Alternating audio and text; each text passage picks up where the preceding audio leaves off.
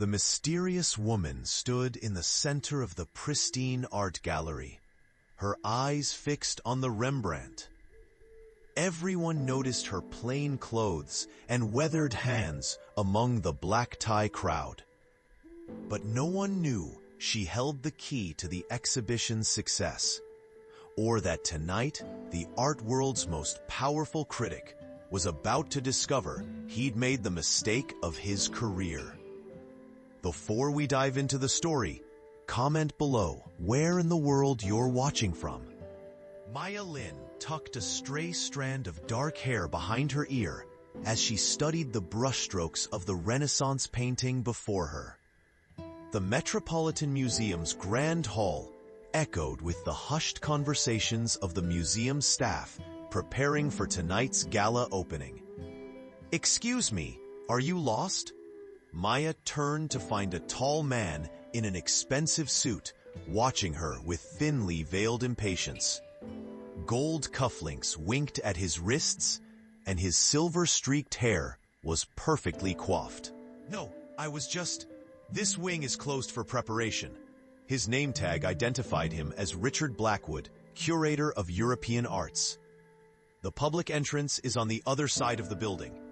"I'm not a visitor," Maya said quietly. "I'm here for the installation."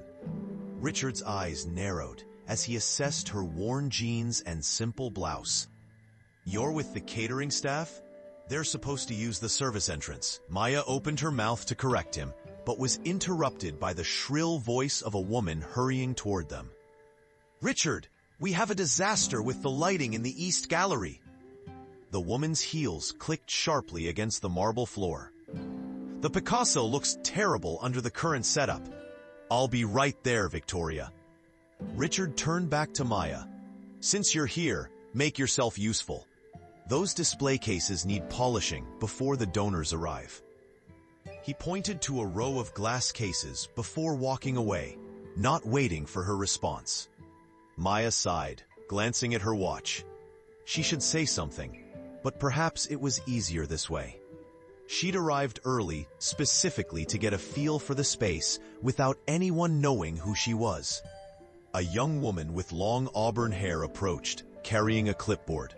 She wore a museum staff uniform and a friendly smile. "Hi, I'm Jessie, events coordinator," she said. "Sorry, but you really shouldn't be in this section. The opening's in a few hours." "I understand," Maya replied. "Mr. Blackwood asked me to polish these cases." Jessie's eyebrows rose. "He did? That's unusual." She studied Maya more carefully. "Have we met? You look familiar."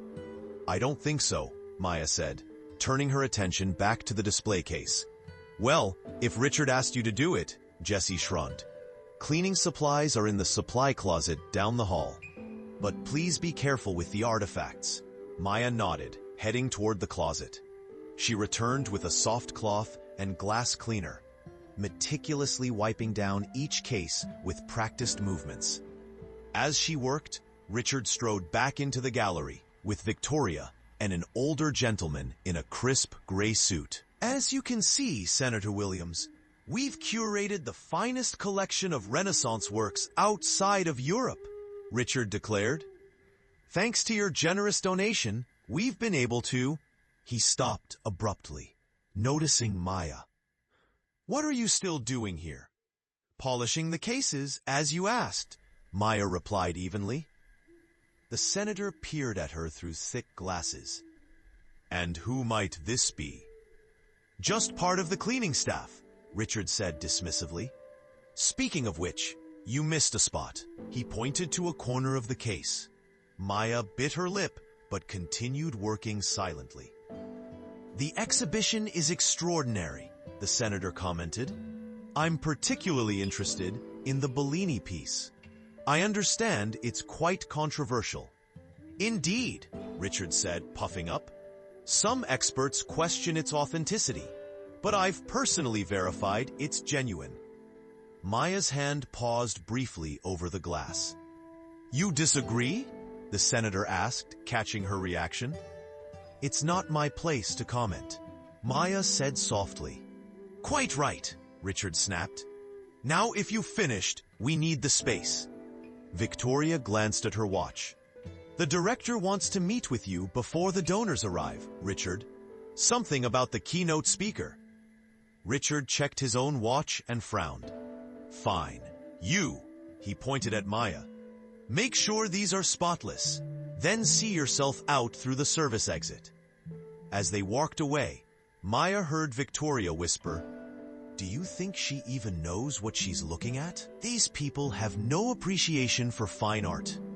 Maya smiled faintly to herself and continued polishing. The afternoon crept toward evening as Maya finished with the display cases. The museum staff bustled around her, adjusting lighting and arranging floral centerpieces for the gala. She kept her head down, moving methodically through her task. Richard returned with a cluster of VIP guests, guiding them through an early preview. He barely acknowledged Maya's presence, except to gesture for her to move aside when she blocked their path. "This is our crown jewel," Richard announced, stopping before a painting of a young woman with downcast eyes. A rare Caravaggio, recently authenticated. Note the masterful chiaroscuro technique. "The brushwork seems unusual for Caravaggio," remarked an elderly woman in a crimson dress. Richard smiled tightly. "To the untrained eye, perhaps, but I assure you, the provenance is impeccable." Maya, who had been polishing a nearby pedestal, froze for a moment. "Something to add?" Richard asked coldly, catching her reaction. "No, sir," Maya murmured, quickly returning to her task. "As I was saying," Richard continued, "this piece will be the centerpiece of tonight's auction. The bidding starts at 12 million. After the group moved on, Jessie approached Maya with a sympathetic smile. "Don't mind Richard," she said quietly. "He treats everyone that way. It's fine," Maya replied. "I'm almost done anyway." "You know," Jessie said, tilting her head, "you still look familiar. Are you sure we haven't met?" Before Maya could answer, Victoria's voice cut through the hall. "There's been a spill in the antiquities room. We need someone to clean it up immediately." "I'll go," Maya offered, setting down her cloth. The antiquities room housed an impressive collection of Greek and Roman artifacts. A broken champagne glass lay on the floor, its contents spreading dangerously close to a pedestal. As Maya carefully cleaned up the spill, she couldn't help examining the marble bust displayed above. Her fingers hesitated over a small marking on the base. "Don't even think about touching that," Victoria warned, suddenly appearing behind her. "That piece is worth more than you'll make in a lifetime." "I was just noticing. Your job is to clean the floor, not analyze the art," Victoria interrupted. She turned to a man in an expensive suit who had entered behind her. "Salvatore, the new acquisition is breathtaking, isn't it?" "Hellenistic period, discovered in Sicily last year." The man nodded appreciatively, but glanced curiously at Maya. The cleanup finished, Maya retreated to a corner of the gallery as guests in evening wear began to arrive. The museum's grand hall transformed into a sea of designer dresses and custom tuxedos. Champagne flowed freely as Richard held court near the Caravaggio. "Ladies and gentlemen," the museum director announced from a small podium, "welcome to our annual Renaissance Gala. Tonight's special guest will be arriving shortly to deliver our keynote address." Maya checked her phone, noting the time with slight anxiety. She should change soon, but there was something mesmerizing about watching the event unfold while still invisible to everyone around her. "This is outrageous." A sharp voice cut through the pleasant murmur of conversation. A tall man with a distinctive bald head was gesturing angrily at Richard. "You've displayed a forgery and attached my foundation's name to it." Silence fell across the room as all eyes turned to the confrontation. Maya recognized the man, Anton Keller, a billionaire collector whose opinion carried enormous weight in the art world. "Anton, please," Richard said, his smile strained. Perhaps we could discuss this privately. There's nothing to discuss, Anton declared. That Caravaggio is a fake. The brushwork is all wrong. Richard's face flushed. With all due respect, I've personally authenticated this piece. Then you're either incompetent or complicit, Anton snapped. Look at the shadowing technique. Anyone with basic knowledge would question it. The museum director hurried over, attempting damage control. Mr. Keller, I assure you our authentication process is rigorous. Then have someone else examine it, Anton challenged. Right now, I won't have my reputation tarnished by association with forgeries. Richard scanned the uncomfortable crowd, his expression desperate. Our visiting expert hasn't arrived yet. Actually, Jesse interrupted, approaching with wide eyes fixed on Maya. I just realized why you looked familiar. She turned to the crowd. We have Dr. Maya Lin here. A murmur rippled through the audience as heads turned toward Maya, still dressed in her simple clothes, a cleaning cloth in her hand. Richard laughed nervously. This is absurd. She's part of the cleaning staff. No, Jesse insisted. I just connected the dots. She's Dr. Maya Lin, the authentication expert from Beijing. I saw her TED Talk last year. All eyes fixed on Maya, who straightened her shoulders and placed the cloth carefully on a nearby table. I wasn't planning to reveal myself quite this way, she said, her voice soft but clear in the stunned silence. The museum director stepped forward. Dr. Lin, you're our keynote speaker, but we weren't expecting you until the gala began, Maya finished, smoothing her simple blouse. I prefer to observe museums as they truly operate, not just when they're prepared for VIPs. It gives me a more authentic understanding of how they treat both art and people. Richard's face had gone ashen. Why didn't you say something? This is highly unprofessional. More unprofessional than assigning random tasks to someone you assumed was beneath you? Maya asked, her voice still quiet, but carrying across the now silent room. Or more unprofessional than misattributing a painting without proper authentication? The Caravaggio has been verified by experts, Richard insisted, though his voice lacked conviction. May I? Maya asked, gesturing to the painting. The museum director nodded eagerly. Please, Dr. Lin. Maya approached the Caravaggio, removing a small magnifying glass from her pocket. The crowd watched in rapt silence as she examined the painting methodically, her movements precise and confident. After several minutes, she straightened. Mr. Keller is correct, she announced. This is not an authentic Caravaggio. Richard sputtered. That's impossible. The provenance is likely falsified, Maya continued calmly. The brushwork shows inconsistencies typical of 18th century forgeries. Additionally, the pigment composition appears incorrect for Caravaggio's period. I'd need to perform spectroscopic analysis to confirm, but the visual evidence is compelling. This is outrageous. Richard's face had turned from white to bright red. You can't possibly make that determination with just a visual inspection. Actually, came a new voice from the entrance. She can. A distinguished man in his 60s entered the gallery, followed by two assistants carrying cases of equipment. Dr. Lin's visual assessments have proven correct in 98% of verified cases. Anton Keller nodded vigorously. The curator at the Louvre calls her the human spectrometer. Her work exposed the Brussels art scandal last year. Maya turned to the new arrival with a genuine smile. Dr. Patel, I'm glad you could make it. We brought the equipment you requested, he replied.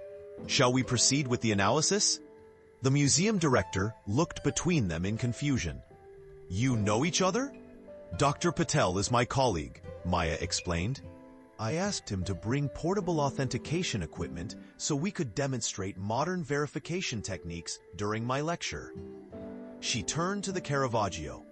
This would make an excellent case study, if you're willing. The director glanced nervously at Richard, who stood rigid with fury, then at the curious crowd of wealthy donors. Of course, Dr. Lin. The next hour transformed the gala into an impromptu masterclass. The guests gathered around as Maya and Dr. Lin.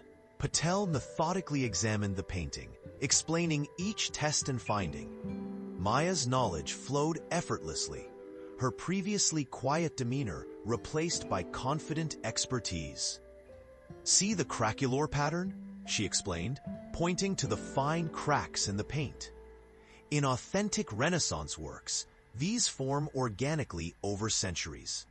This pattern shows signs of artificial aging, heat exposure to force cracking.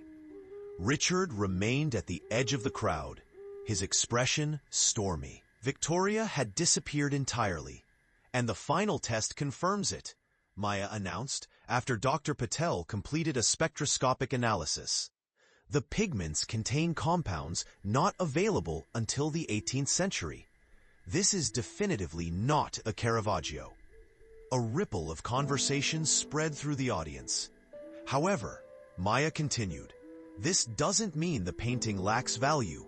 It's an exceptional 18th century copy by a highly skilled artist. Its historical significance remains considerable, though its monetary value will need reassessment. The museum director cleared his throat.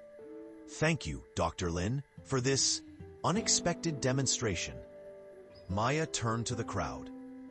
"I'd like to address another authentication question, if I may." She walked purposefully toward the antiquities room. The bust Victoria showed earlier has a marking indicating it may have been illegally excavated. Has the museum verified its provenance? Salvatore, the man who had been with Victoria earlier, stepped forward with a frown. "That piece was acquired through my gallery."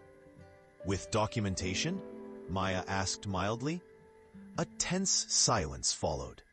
"Dr. Lin," Senator Williams interjected, "these accusations are very serious." "They are," Maya agreed, "which is why proper authentication and ethical acquisition practices are essential. Tonight was meant to be a celebration of art, but it cannot come at the expense of integrity." As she spoke, Jessie appeared at her side, holding a garment bag. "Your keynote outfit, Dr. Lin," she whispered. Maya smiled gratefully. "If you'll excuse me, I should prepare for my actual presentation." As she turned to leave, Anton Keller stepped forward. "Dr. Lin, my foundation would be honored if you would consider consulting on our upcoming exhibition." "I'd be delighted," Maya replied. Richard watched with clenched fists as several other patrons approached Maya with similar requests. The woman he'd ordered to polish display cases was now the center of attention, her expertise sought by the very people he'd been trying to impress. The museum director pulled Richard aside, his whispered reprimand carrying despite his efforts. "How could you not recognize Dr. Lin?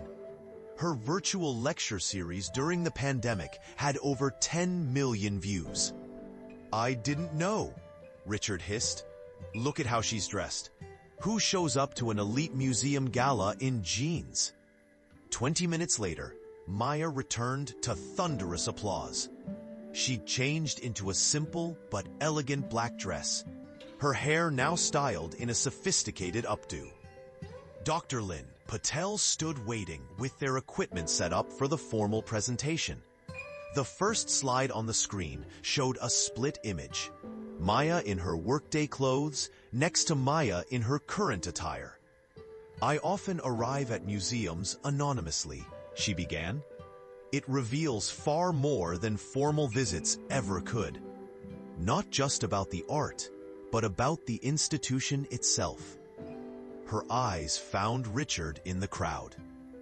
"Art authentication requires us to look beyond surfaces, beyond presumptions. The same should apply to how we treat people."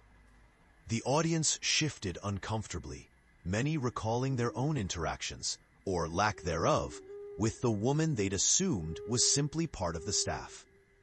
The Bellini piece Mr. Blackwood mentioned earlier is indeed controversial, Maya continued, but not for the reasons he suggested. She advanced to a slide showing magnified details of the painting. The brushwork is undeniably Bellini's, but recent analysis suggests it was completed by his workshop assistants after his death. This doesn't diminish its value. In fact, it provides fascinating insight into Renaissance workshop practices. As Maya continued her presentation, Richard sank further into the background, his face a mask of rigid control. The donors who had earlier hung on his every word now directed their questions exclusively to Maya. What indicators should collectors look for when evaluating Renaissance works? Asked a woman in an emerald gown. Beyond technical authentication, Maya replied, consider the object's journey. Ethical provenance is as important as authenticity. After the formal presentation concluded, the museum director approached Maya with Jesse at his side. Dr. Lin, on behalf of the museum, I must apologize for how you were treated today. Maya nodded. I've experienced worse. What concerns me more is the culture that allowed it to happen. We clearly have work to do, he admitted, glancing toward Richard, who stood alone near the exit. Perhaps you might consider a more formal association with our authentication department. We could benefit from your expertise and your perspective. I'd be interested in discussing that possibility, Maya replied. Across the room, she noticed Salvatore speaking urgently with security personnel near the antiquities display. The bust had been quietly removed. Anton Keller appeared at her elbow, champagne flute in hand. You've certainly made this evening memorable, Dr. Lin. The art world needs more people willing to speak truth, regardless of who it discomforts. Maya smiled. The truth about art and people often hides in plain sight. 6 months later, Maya stood in the same gallery, now transformed. A new exhibition titled Beyond Appearances, Authentication and Ethics in Art had drawn record crowds to the Metropolitan Museum. Dr. Lin, the press is ready for your statement, Jesse said, now the museum's newly promoted Director of Public Engagement. Maya nodded, adjusting the lapel of her tailored suit. As she approached the podium, she noted Richard Blackwood at the far edge of the crowd, his former confidence diminished. After the gala debacle, an internal investigation had uncovered multiple authentication lapses under his supervision. Though still employed, he'd been demoted to assistant curator. 6 months ago, I stood in this room dressed very differently, Maya began. Today marks the opening of an exhibition that grew from that evening. An exploration of not just how we authenticate art, but how we authenticate our institution's values. The crowd, a mix of press, art scholars, and public visitors, listened attentively. This exhibition includes several pieces once considered forgeries that have their own historical significance. It also features works returned to their countries of origin after our provenance research revealed their complicated histories. She gestured to a display featuring the bust from the Antiquities Room, now properly labeled as on loan from the National Museum of Greece. Authentication isn't just about determining what's genuine in art. It's about genuine relationships with art, with history, and with each other. After the press conference, as the public streamed into the exhibition, Anton Keller approached with a younger man at his side. Dr. Lin, I'd like you to meet my new head of acquisitions. You might recognize him. He was once the cleaning supervisor here. Maya smiled warmly, shaking hands with the man. James, congratulations on your new position. Your keynote that night changed everything, James said. It made me realize my art history degree might not have been wasted after all. Later, as Maya walked through the crowded gallery, she overheard a museum visitor speaking to her child. Sometimes the most knowledgeable person in the room doesn't look like what you'd expect, the woman explained. That's why we should treat everyone with respect. Maya smiled to herself. Perhaps that was the most valuable authentication of all.